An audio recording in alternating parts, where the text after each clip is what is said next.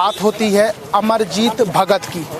Amarjeet Bhagat Bhupesh cabinet की जब तैयारी हुई, भूपेश कैबिनेट जब बनी, उसमें वे व्यक्ति थे जो सबसे बाद में मंत्री बने, लेकिन जो रिपोर्ट कार्ड था वो बहुत बेहतर था, क्योंकि धान खरीदी की चर्चा होती है तो बात अमरजीत भगत की होती है, राम वनगमन पथ की बात होती है तो अमरजीत भगत की बात होती है।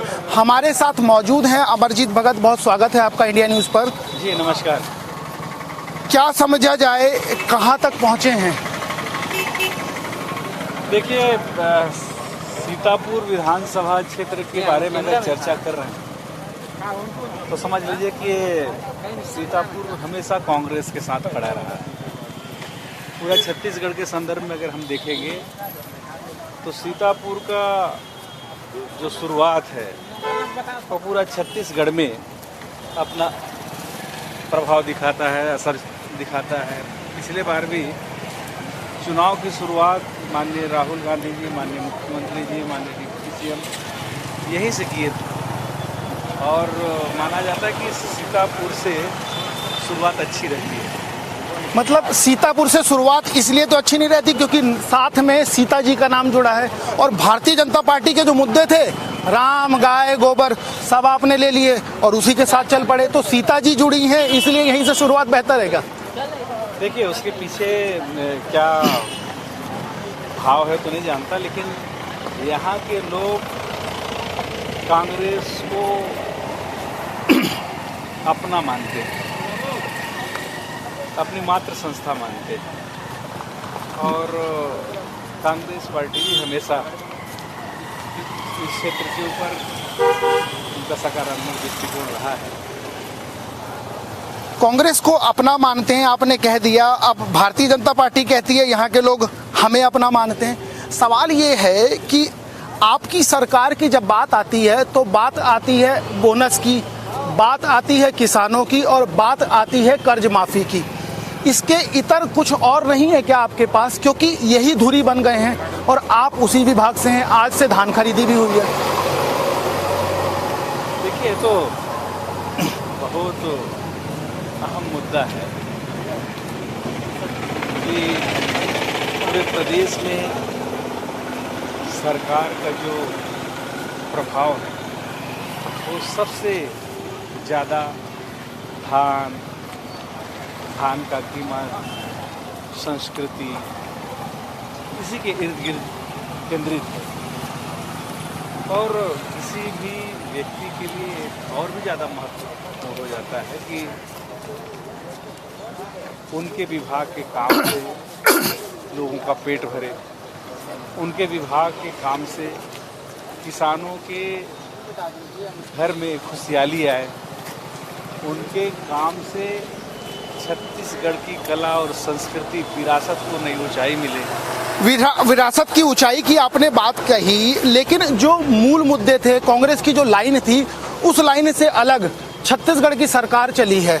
चाहे वो राम की बात हो, चाहे वनगमन पथ की बात हो, चाहे जो रायगढ़ में आयोजन किया हो, चाहे उसकी बात हो, चाहे गाय की बात हो। तो ये क्यों माना जाए, आप उनके मुद्दों को कैप्चर कर रहे थे, या जो वो बपौती कहते थे कि भाई राम हमारे हैं, आप उस पर अपनी भी मोहर लगा रहे थे? देखिए, राम तो सबके, हमारे भी हैं, आपके भी हैं, बीजेपी वालों का भी है, कांग्रेस का भी है। लेकिन वो ये नहीं कहते थे, वो तो बोलते थे सिर्फ हमारे हैं। यही तो बात है, कांग्रेस हो या भाजपा हो, राम सबके हैं और राम सबके दिलों में रहते हैं। सबके आचार विचार, सबके जो परंपरा है, संस्कृति है, उसमें है राम। यहाँ राम का प्रभाव चाहे ग्रामीण अंचल हो, चाहे शहरी अंचल हो, चाहे आदिवासी हो, चाहे सामान्य वर्ग हो, सभी वर्गों में उसका प्रभाव देखने को मिलता है।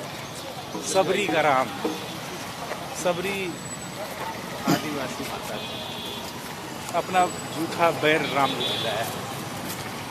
और जो भजन भी लोग गाते हैं कि रामा रामा रटते रटते बीती रे उमरिया, बिल्कुल सही कहा आपने। आओगे रघुकुल नंदन सबरी की नगरिया, बिल्कुल खेती की नगरिया। बिल्कुल सही कहा आपने। लेकिन एक बात बताइए, धान खरीदी आप लोग कर रहे हैं, समर्थन मूल्य की बात आप लोगों ने कर दी अभी भी, लेकिन एक तबका ऐसा है वो कहता है कि सिर्फ किसानों के लिए किया, हमारे लिए तो साहब नहीं किया, हम कैसे माने। अच्छा, मैं आप ही की बात को रखता हूँ।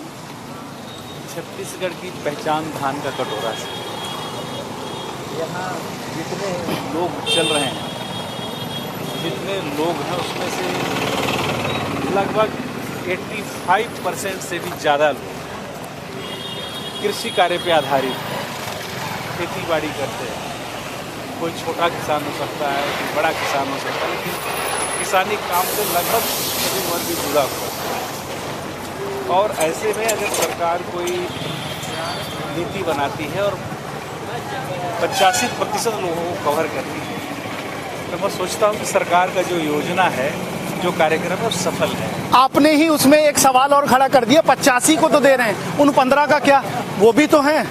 बताता हूँ ना आपका, शेष 15 में जब हम 85% को कवर करते हैं, उनके हमारी योजना के माध्यम से एग्रीकल्चर सेक्टर को हम टोटल बजट का 25% बजट का टोटल बजट का 1/4 हिस्सा केवल हम एग्रीकल्चर सेक्टर में इन्वेस्ट करते हैं। हमारा कर्ज माफी से, हमारा राजीव गांधी किसान न्याय योजना से जो पैसे आते हैं सीधे किसान के जेब में जाते हैं। किसान पैसा को रखता नहीं, जो बाज़ार में सर्कुलेट होता है। यहाँ के बाज़ार आबाद होते हैं, यहाँ के हर विंग में पैसे का सर्कुलेशन बढ़ता है, तो उस पैसे से बाज़ार की रौनकता, उस बाज़ार की स्टेबिलिटी बनी रहती है। आपने बाजार का जिक्र किया, एक का कर्जा उतारने के लिए आप लोग भी तो कर्जदार हो रहे हैं, आप लोग भी तो कर्जा ले रहे हैं। झूठे का लेना, झूठे का देना, झूठे का चबेना, ये तो कहते हैं ना कि तेरा तुझको अर्पण का लागे मेरा, ओम जय जगदीश हरे। बहुत आध्यात्मिक नहीं हो गए आप, विभाग को पूरा ओढ़ के राम का चर्चा चल रहा है, तो आध्यात्मिक तो होना ही है। इस देश का जो अर्थव्यवस्था है वही हमारी लड़ाई है। हमने 85% लोगों को कवर्ड करके उस 15% को भी उसमें उस दायरे में लाया।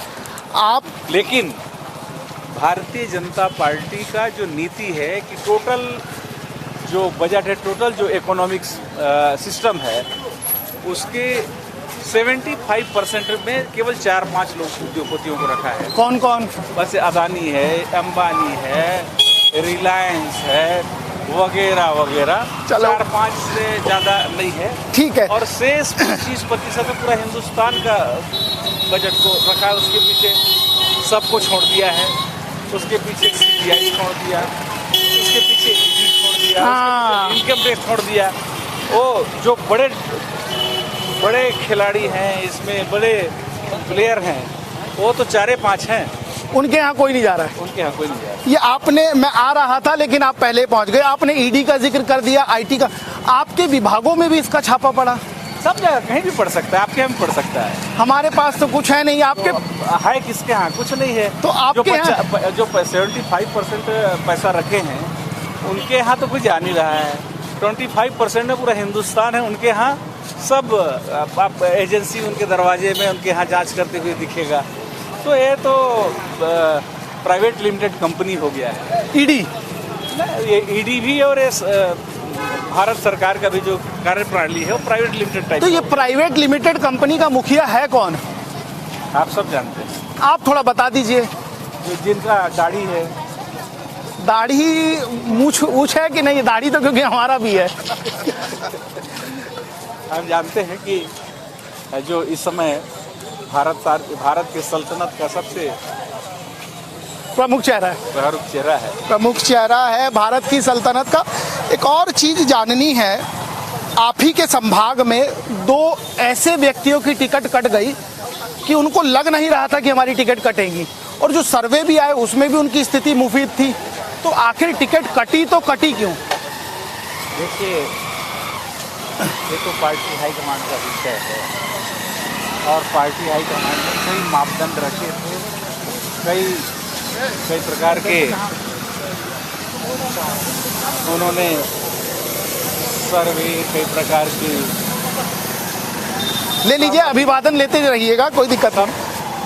सब जो है उन्होंने कराया था और उनको लगा कि किसको देने से ज़्यादा संभावना है, ऐसे लोगों को उन्होंने चयनित किया और दिया है। कई बार ऐसा होता है कि परिस्थिति ऐसा निर्मित हो जाती है। परिस्थिति, वो परिस्थिति कौन सी थी ये जानना है। ये तो अंदर की बात है, उसको आप सार्वजनिक क्यों करना चाहते हैं? अंदर की बात है, जब आपने पहले ही कह दिया अंदर की बात है तो बात को मैं वहीं ख़त्म करूँगा। एक चीज़ बताइए, आपका जो संभाग है, आपके संभाग में आपकी सीट को मिलाकर जशपुर की तरफ जब हम बढ़ते हैं आपके यहाँ से, तो सड़क की स्थिति बहुत दयनीय है। उसको लेकर लोगों की बहुत नाराज़गी भी है। उसको लेकर कोई रोड मैप क्यों नहीं बनाया गया कि सड़क बन जाए? सड़क को लेकर बहुत नाराज़गी है क्योंकि उसके पीछे है, मैं मानता हूँ उस बात को, लेकिन सरकार का दृष्टिकोण, सरकार का कार्यक्रम, बजट और ये जो 2 साल का कोरोना था जिसकी वजह से काफ़ी चीज़ प्रभावित हुई है। इसमें बजट में काफ़ी चीज़ आ गया है, उसकी टेंडर की प्रक्रिया भी हो गई है, काम शुरू भी होना है। तो मैं मानता हूँ कि ये जो 2 साल का कोविड पीरियड था वो काफ़ी कुछ प्रभावित किया। सरगुजा में कितनी सीटें? सरगुजा में 100% सारी की सारी। अमरजीत भगत को यदि सीतापुर की जनता वोट दे तो क्यों दे? क्योंकि यहाँ अमन है, शांति है, यहाँ भाईचारा है, यहाँ विकास है। ये आपने फिर एक सवाल खड़ा कर दिया अमन शांति की बात करके। कवर्धा हम गए थे, वहाँ झंडा विवाद की चर्चा थी। नारायणपुर पहुँचे तो वहाँ धर्मांतरण की चर्चा थी। ये हो क्यों रहा? छत्तीसगढ़ की रीति नीति तो ऐसी नहीं थी। इसमें तो भारतीय जनता पार्टी, इनका जो अनुवांशिक संगठन आरएसएस जैसे संगठन इस प्रकार के काम को अंजाम देते हैं। स्क्रिप्ट लिखते हैं, खाली उसके पात्र बदल जाते हैं। स्क्रिप्ट लिख देते हैं, क्या लाभ क्या मिलता है इससे?